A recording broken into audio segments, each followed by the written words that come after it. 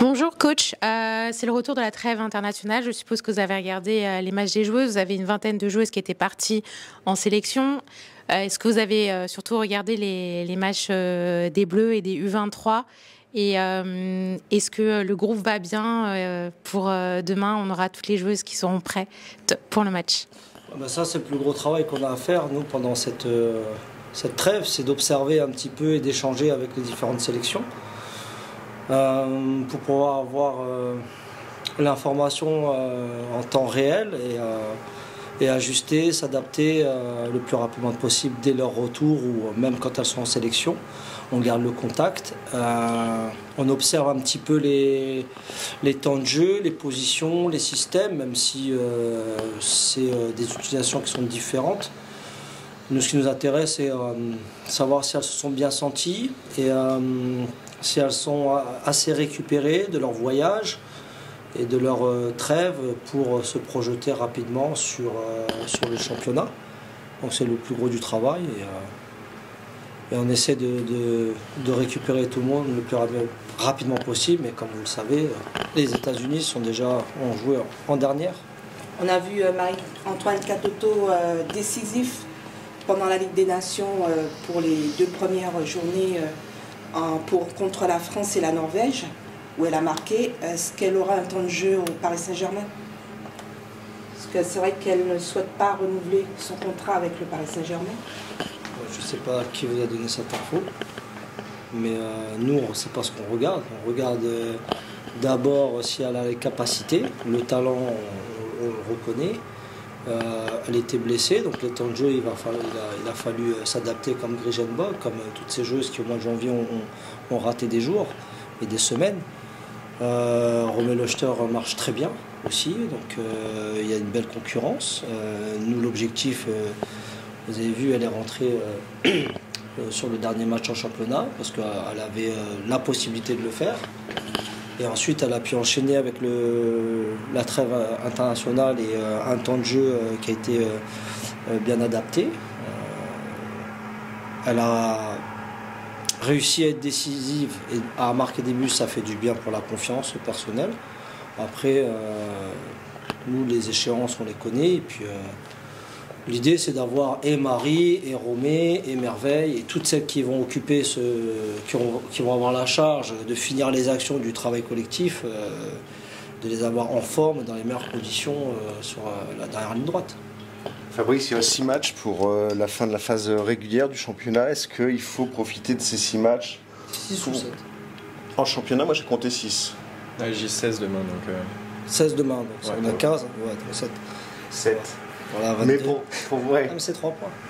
Bien sûr, c'est 3 points, mais est-ce que c'est aussi l'importance de, entre guillemets, de nouveau faire peur et de nouveau imposer sa grille sur le championnat? Non, c'est ça, c'est de maintenir ce qu'on fait depuis quelques temps, mettre la pression au maximum. Nous, c'est garder cette confiance, cette intensité. On voit les contenus des matchs sont de plus en plus intéressants et c'est de très bon augure. Le plus important dans le football, et je l'ai répété aux joueuses, c'est à la fin. Donc le mois de mars, le mois d'avril, le mois de mai dans le football, et ça je parle en tant qu'ancien joueur, ce sont les mois les plus importants. Et c'est l'image que vous allez laisser aussi aux supporters ou aux passionnés. C'est la dernière image. Donc on est très, entre guillemets, je cherche le mot, optimiste par rapport à ça. Et on sait qu'on peut changer, on peut tout changer. Je les encourage. Et ce qui est bien, c'est qu'elles ont cette conscience. Et on voit bien sûr qu'aujourd'hui, elles sont déterminées. Elles sont déterminées à faire le max. Ouais, c'est une marche qui n'est pas insurmontable pour votre groupe. Et justement, c'est important que cette marche soit franchie. Je dirais même, ça doit nous transcender. Ce sont des joueuses d'expérience avec du talent.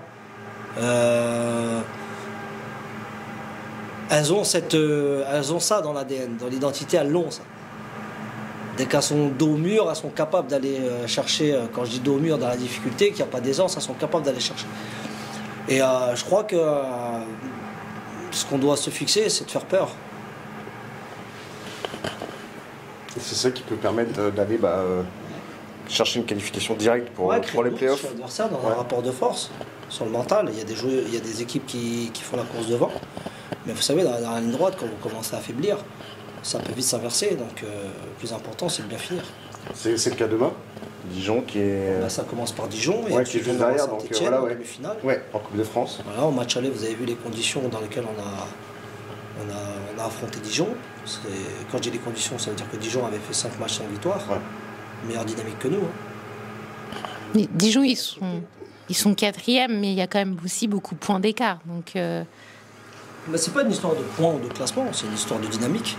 Nous, ce qu'on veut, c'est maintenir la confiance. Donc plus on va gagner des matchs, plus on va marquer des buts, plus on va être solide dans tout ce qu'on fait, plus on va partager des idées communes et on va se sentir fort. Et l'idée, c'est, comme je vous l'ai dit, je vous rappelle le calendrier, il y a d'abord Dijon, ensuite Saint-Etienne, c'est une demi-finale pour aller en finale, et ensuite le Paris FC.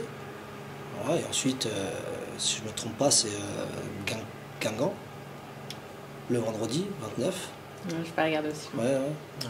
Donc voilà, on sait que le mois de mars, après c'est le printemps. Et quand c'est le printemps, vous savez, il y a un peu plus d'énergie positive, il y a du soleil et il y a la distribution des bons points. Et demain, concernant le point médical, est-ce qu'il y aurait des joueuses qui seraient potentiellement absentes? Et qu'est-ce que vous pouvez nous dire sur l'équipe de Dijon? Demain, on est au match là, il y avait eu 4-0. On était ici au campus PSG. Et comment avez-vous justement analysé cette rencontre de demain? Comment? Il y avait 4-0 au match? Non. C'est là-bas, 6-1 là-bas. Ah oui, 6-1, désolé. Excusez-moi. Excusez-moi, 6-1, ouais. Désolé. Est-ce qu'il y a des joueuses blessées? Ouais, déjà pour médical. Et comment analysez-vous justement la rencontre de demain? Nous, on a des joueuses qu'on préserve, bien sûr, puisque Marie-Herbe, c'est arrivé aujourd'hui. Donc, même si elle avait fini hier, elle est en forme, pas de souci particulier. On attend les Américaines. Voilà, c'est un peu plus long le déplacement. Elles ont joué en dernière aussi. Donc on récupère au fur et à mesure. Donc là, il y a un gros travail des docs et des kinés. Vous ne verrez pas tout le monde aujourd'hui à l'entraînement, c'est normal, parce que nous, on est sur vraiment de l'oxygénation, régénération pour certaines. Et l'objectif, c'est d'être prêt demain. Donc vous verrez le groupe demain. Là, vous verrez le 11, et puis après, on analysera le match, on va le vivre.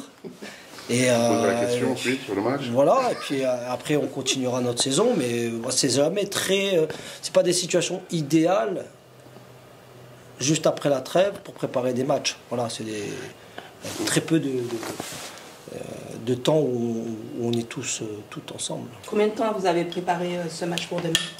Combien de temps vous a... Pas du tout, parce qu'aujourd'hui j'ai pas tout mon groupe à chaque fois, mais on le prépare.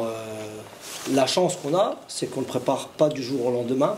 Il y a quand même un travail qui a déjà été accompli. Ça fait déjà 6-7 mois. Là, c'est vraiment les joueuses ne découvrent plus. Voilà, elles ne se découvrent pas non plus. Donc c'est vraiment d'ajuster vraiment cet aspect physique et mental, cette récupération pour les mettre dans les meilleures conditions. Le système, elles le connaissent, leur poste, leur rôle, leur mission. Voilà. On sait ce qu'on doit faire. Ça, c'est un peu le gain de temps qu'on a eu. C'est plus sur le mental, le switch du retour au championnat, c'est ça le plus dur physique aussi. Physique, parce que quand vous êtes dans les avions, vous n'en avez pas beaucoup. Mais physique, c'est peut-être plus compréhensif pour les joueurs, pour les joueuses. Mais le mental, c'est switcher, retrouver tout de suite la politique club. Ça savent le faire, parce que beaucoup sont venus tout de suite. Il y a des joueuses qui étaient en équipe de France, le lendemain, elles sont entraînées. Rapidement, elles ont voulu s'entraîner. Même avant, ça se passe. Donc on sait qu'elles ont envie de switcher. Et comment vous travaillez le mental au sein du club avec les filles? Nous, on est sur la régénération. On a une cellule performance avec un prépa mental qui, de façon hebdomadaire, intervient. Voilà, donc on est sur la gestion du stress, on est sur le sommeil, on a la nutritionniste, on essaie soit par des compléments alimentaires, soit par des exercices, soit sur de la respiration. Je ne veux pas vous dire qu'on fait du yoga, mais personnellement, il y a des joueuses qui utilisent ces techniques pour récupérer. Elles le font en équipe de France aussi, elles le font dans les nations. Donc voilà, il y a quand même une continuité dans le travail. Tout ne s'arrête pas lorsqu'elles sont en sélection. Il y a une continuité, il y a un échange, nous, avec la communication. Et puis, elle semble bien récupérée, mais ça fait aussi partie de la fatigue, mentalement d'être un peu, avoir une sensation de grosse fatigue, et physique aussi. C'est normal, ça fait partie du sport de haut niveau. Le Paris Saint-Germain a lancé une nouvelle opération pour le développement du football féminin.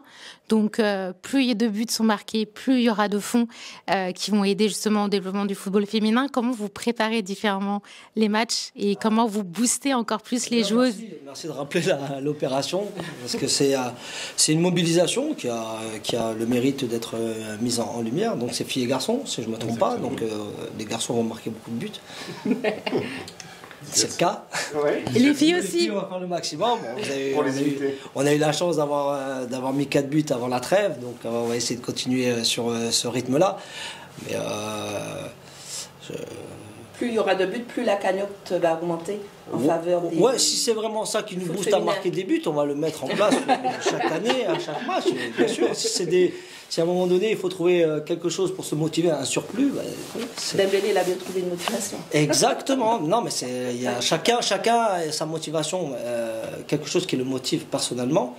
Ça peut être l'associatif, ça peut être jouer pour sa famille, ça peut être jouer pour être le meilleur buteur. Voilà, chacun doit aller trouver, puiser une ressource pour faire le maximum.